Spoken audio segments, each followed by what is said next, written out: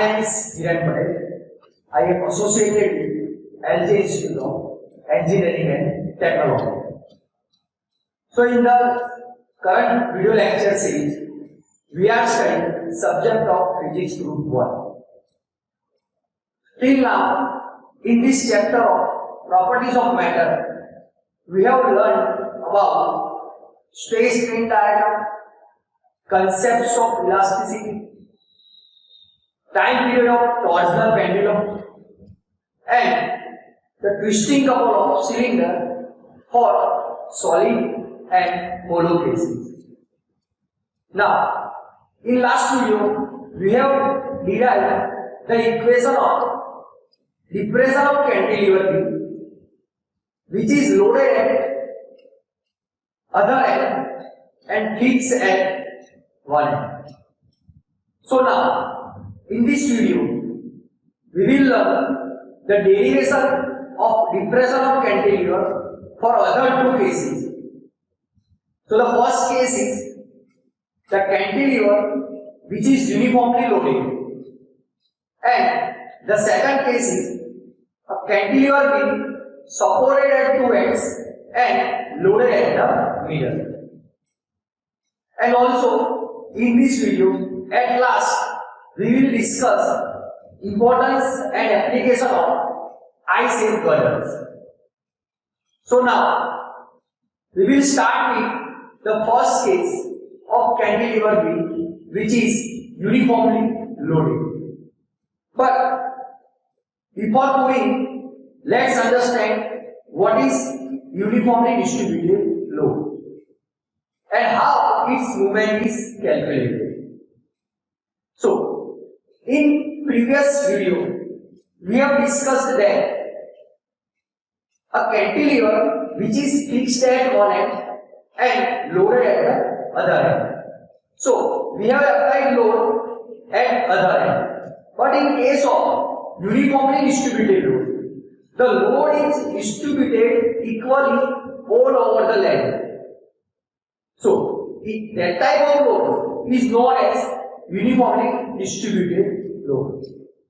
Now, here, in case of this uniformly loaded cantilever, you can see in the figure, a total length of beam is L, and the weight capital W is defined as small w into L. Here, the cantilever beam that is uniformly loaded such that small w is the weight per unit length. So we have total weight capital W is nothing but the multiplication of that small w and total length L. So we have capital W is equals to small w into L, where small w is weight per unit length and small l is nothing but the total length. Now here we have to consider the portion where actually that weight is considered. So here you can see in the figure, we have considered the small section PT. So now, if the total length is L and some part of it is X, then it is obviously that other part is L minus X. So you can see in the figure, if we consider the small distance L minus X, and if you want to find the actual weight at a distance L minus X by 2 for that section PQ, then bending moment about that section PQ is given by W into L minus X into L minus X by 2. Here we know that bending moment is nothing but the force or load into perpendicular distance. Here we have considered the load is W into L minus X and the distance is L minus X by 2. So we have W into L minus X square by 2. This is the bending moment for the section PQ. Now, in last lecture we have discussed that bending moment of beam is given by Y into Ic by R, where Y stands for depression, R stands for radius, and Ic is geometrical moment of inertia. But here, in the equilibrium, the two bending moment should balance so that we can say that Yig by R is equals to W into L minus x square by 2. Here, W into L minus x square by 2 is nothing but the bending moment for that particular section PQ. So now, you can see in the figure, if we want to find that arc length dx, then by basic formula, that arc length is equal to radius into that angle. So here from this figure, we can say that dx equals to r d theta. So r is equals to dx by d theta. Now, if we replace the value of r from that above equation, then we have the final equation as Yig d theta by dx equals to W into L minus x square by 2. And by subtracting that d theta from the above equation, we have final equation of d theta is equals to W L minus x square into dx upon 2Yig. So now, we want to find the depression because of that bending along the section PQ. So here again, if we consider arc length as dy, so we have another equation of depression as dy equals to that distance, or we can say that radius L minus x into angle is d theta. So we have dy equals to L minus x into d theta. Now, again we replace the value of d theta which we have calculated just before a time, that can be replaced into the above equation of depression. So finally we have dy equals to W L minus x cube by 2Yig into dx. Now, if we want to find the depression y, that we have to integrate that above equation of dy. So by integrating that above equation, we have final equation of depression because of that bending along the section PQ is y equals to W L raised to 4 upon 8Yig. Now, if we replace capital W, then it stands for capital W equals to small w into L. So again, by replacing that value of capital W in above equation, we have final equation of depression of cantilever for uniformly loaded cantilever is y equals to capital W L cube upon 8Yig. So this is the equation of depression of cantilever which is uniformly loaded. Now we have equation of depression for both the cases. First case where the one end is fixed and second end is loaded. And here today in this video we have discussed the second case where cantilever is uniformly loaded. So by comparing the two equations of depression of cantilever, we can say that here in case of uniformly loaded cantilever, the depression is less compared to the previous case.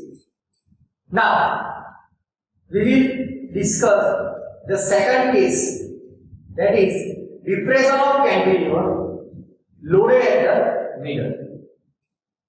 So you can see in the figure, we have applied the load at the center and the other two ends is supported at two knife edges. It is K1 and K2.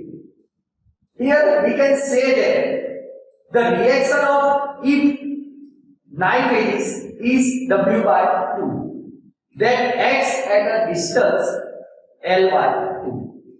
So here you can see that if we apply load at center and the other two edge is fixed, then what will happen? The equal reaction occurred at two knife edges, K1 and K2.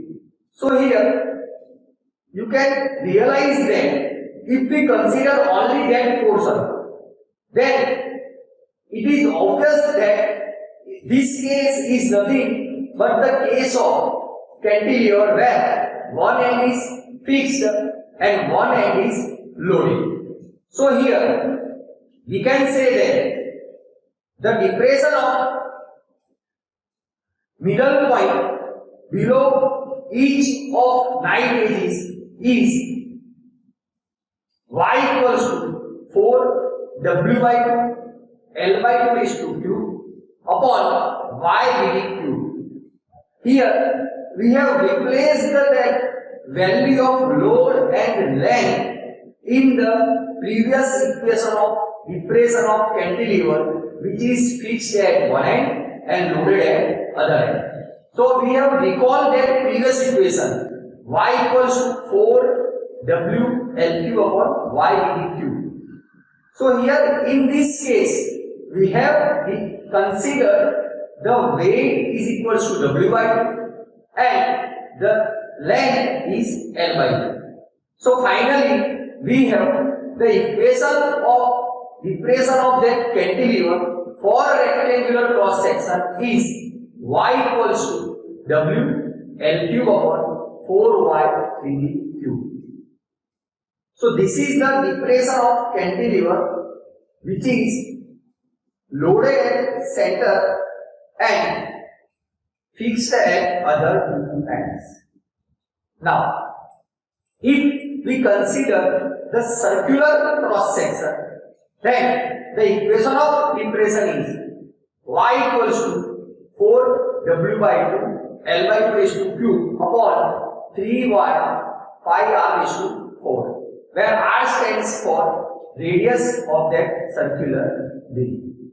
So finally, if we simplify the above equation, we have the equation of depression of circular cross section is y equals to WL cube upon 12y into pi r raised to 4. So we have discussed two cases of depression of cantilever.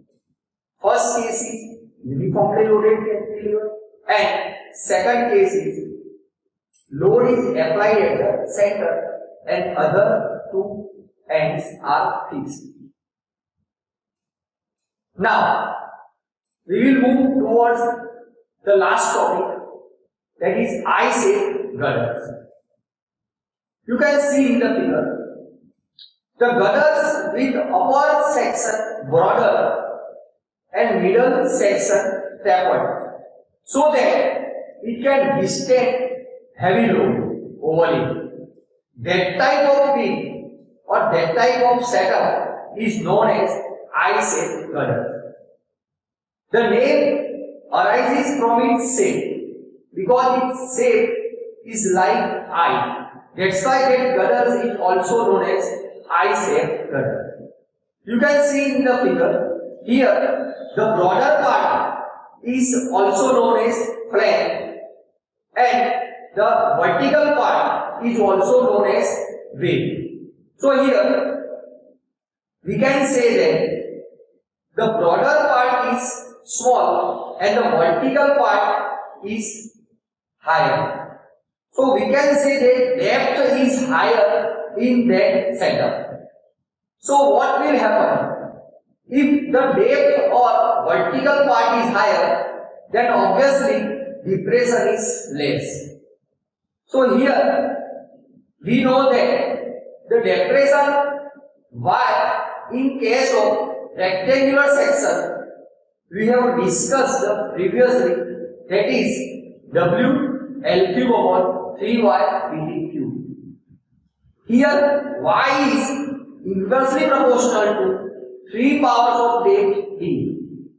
It is effective to increase that d instead of breadth b. Here, depression can also be reduced by properly choosing the material of high Young's modulus. You can see in the figure, if we apply load at the top, then what will happen? Then compression will occur at upper part and tension will occur at lower part. So here, that is why in girder of rectangular cross section, longer side is taken as depth. So, application of I-shaped girders is they are used in construction of bridges. They are very much used in production of iron nails, which are used in railway tracks. I-shaped girders are used in supporting beams for ceiling in the construction of buildings. Also, they are used in construction of dams. So, these are the application of I-shaped girders. It has some advantages that it has more stability, it is stronger, and it has high durability. So, these are the applications and advantages of I-shaped girders.